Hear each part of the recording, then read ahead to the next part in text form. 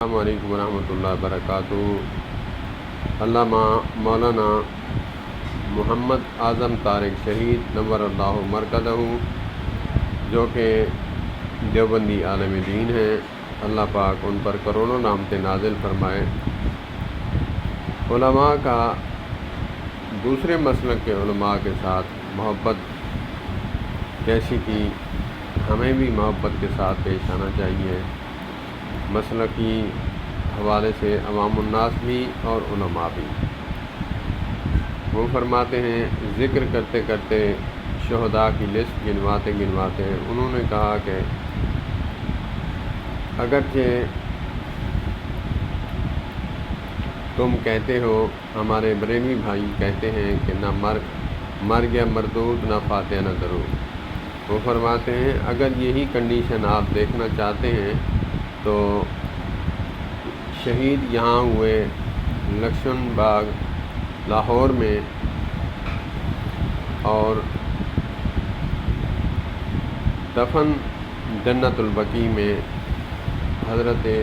Be be Amna رضی اللہ تعالی عنہ کے پہلو میں دفن ہے، تو جو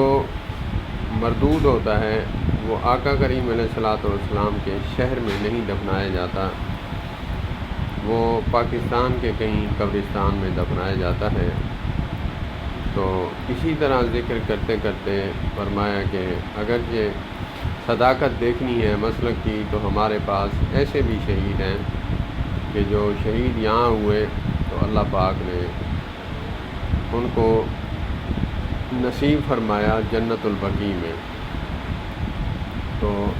سید عبد المجید ندیم شاہ صاحب فرمایا کرتے تھے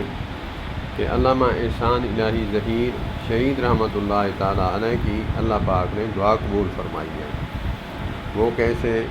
کہ فرماتے ہیں کہ میرے ساتھ ایک مرتبہ حج میں اکٹھے تھے، تو وہاں بیٹھ کر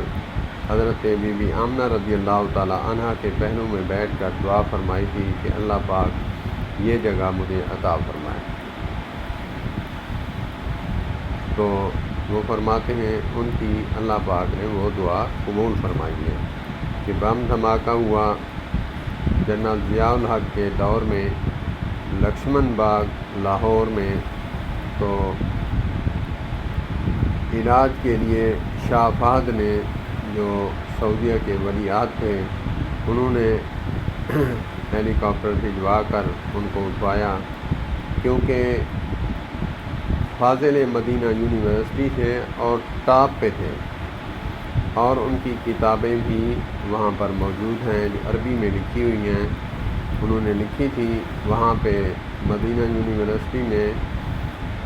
درس و تدریس میں اب بھی پڑھائی جا رہی ہیں۔ تو شاہ فہد نے ہیلی کاپٹر بھجوا کر ان کو منگوا لیا وہاں پہ علاج کے لیے، تو وہاں ہی